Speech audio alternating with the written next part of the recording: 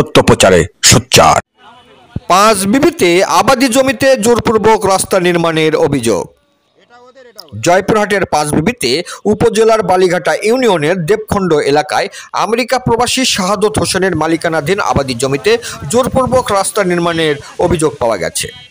ভুক্তভোগী জমির মালিক রাস্তা নির্মাণে বাধা দিতে গেলে ওই গ্রামের মৃত ছাত্রের পুত্র ইসাহাকের নেতৃত্বে ২০-২৫ জনের একদল সন্ত্রাসী দেশীয় অস্ত্রে সজ্জিত হয়ে নির্মাণকৃত ঘরের ইটের প্রাচীর ভেঙে তছনছ করে এবং রাস্তা নির্মাণ করতে না দিলে তাকে প্রাণে মেরে ফেলার হুমকি প্রদর্শন করে। এ ঘটনায় তিনি পাঁচবিবি থানায় একটি সাধারণ ডায়েরি দায়ের করেছেন।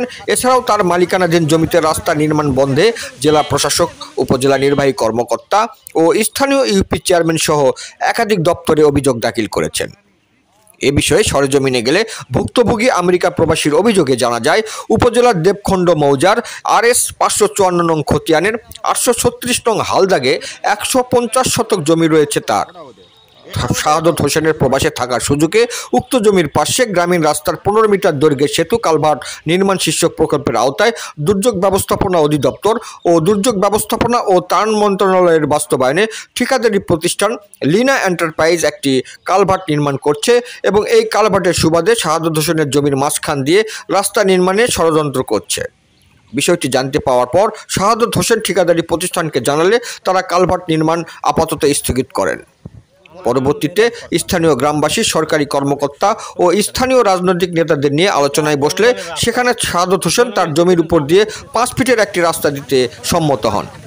কিন্তু তারা তাতে রাজি না হয়ে দেবখণ্ড গ্রামের লোকজন ও তাদের ভাড়াটে সন্ত্রাসী দ্বারা একজোট হয়ে তার নির্মাণকৃত ইটের সীমানা প্রাচীর ভেঙে ফেলে এবং তার জমির মধ্যে দিয়ে 7 ফিট প্রশস্তের রাস্তা জোরপূর্বক নির্মাণের পাঁয়তারা করছে। এ বিষয়ে গ্রামবাসীর পক্ষে সাবেক ইউপি সদস্য মেহের আলী জানান, আমরা কোনো নিয়ম বুঝি না, যে কোনো মূল্যই হোক আমরা এই গ্রামের রাস্তা নির্মাণ করবই। এ বিষয়ে জমির মালিক শাহাদত হোসেন বলেন, ইউনিয়ন পরিষদের নিয়ম অনুযায়ী 3 ফিট রাস্তার জায়গা ছাড়ার নিয়ম থাকলেও আমি 5 ফিট জায়গা ছেড়ে দিতে চেয়েছি, কিন্তু তবুও তারা মানছে না। আমি এর সুষ্ঠু বিচার চাই। জয়পুরহাট থেকে জেলা প্রতিনিধি মোহাম্মদ দবিরুল ইসলামের report, DD channel news desk. এটা জনগণের রাস্তা, জনগণ দীর্ঘদিন যা আশা করতেছে এবং এখানে সরকার অর্থ ব্যয়ে 18,06,00,000 টাকা এখানে ব্রিজ হয়ে গেছে। সুতরাং এটা রাস্তাটা এই এলাকার সর্বত্র জনগণ যাবি 2-10 গ্রামে হাজারো লোক প্রতিদিন রাস্তা চলাফেরা করে। এই ক্ষেত্রে আমাদের এলাকার দাবি এখানে রাস্তা আমরা নেব, কিন্তু ইনি এখানে রাস্তার ব্যারিকেড দিয়ে একের পর যে ঝামেলা করতেছে। অথচ দেখেন এখানে সরকারি সম্পত্তি, এখানে সরকারি 1 খতিয়ানের সম্পত্তি 78 সম্পত্তি তারা শতাব্দী বছর ধরে এরা ভোগ খায় আসতেছে। ওই পরিবার হ্যাঁ এইখানে খাচ্ছে, এটা কথা বললে ওরা কিন্তু তখন বুঝে না, তখন ওরা আরে বুঝি না, জানি না, তখন শিশু নাবালক হয় আর জনগণের রাস্তা বন্ধ করতে সাবালক হয়। এই নিয়ে দিকে চলে আসতেছে। এটা জনগণের রাস্তা, জনগণের রাস্তাটা লাগবে নিবে জনগণ। সারা পৃথিবীতে যত রাস্তাঘাট মানুষের সম্পত্তি হয়ে গেছে। আমার জমি নাই, আমার জমি থেকে হাঁটবো না, আপনার জমি আছে, আপনার জমিতে রাস্তা হবে, এটা স্বাভাবিক। গোটা পৃথিবীতে রাস্তাঘাট সরকার একবার করে নেয়নি। এখানে সরকার জনগণের আপনার বক্তব্য হয়েছে ফয়সালা তো দিচ্ছে না, ফয়সালা দিবে না তো, কারণ জায়গাটা তো ব্যক্তি মালিক না, এই জন্য তো ফয়সালা দিবে। ফয়সালা এখন জনগণ করবে, জনগণ করলে করে, হ্যাঁ জনগণ করবে, জনগণ ফয়সালা করবে, জনগণকে কারণ নাই।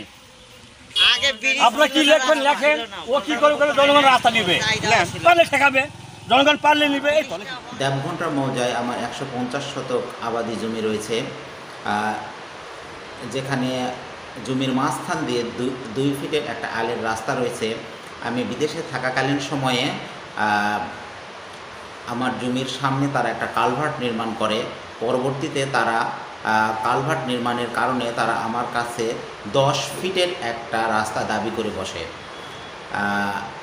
আমি গ্রামবাসীর অনুরোধে 5 ফিট জায়গা দিতে সম্মত হলেও তারা জোরপূর্বক রাস্তা নির্মাণের চেষ্টা করিতেছে এবং আমি বিভিন্ন দপ্তরে অভিযোগ করি।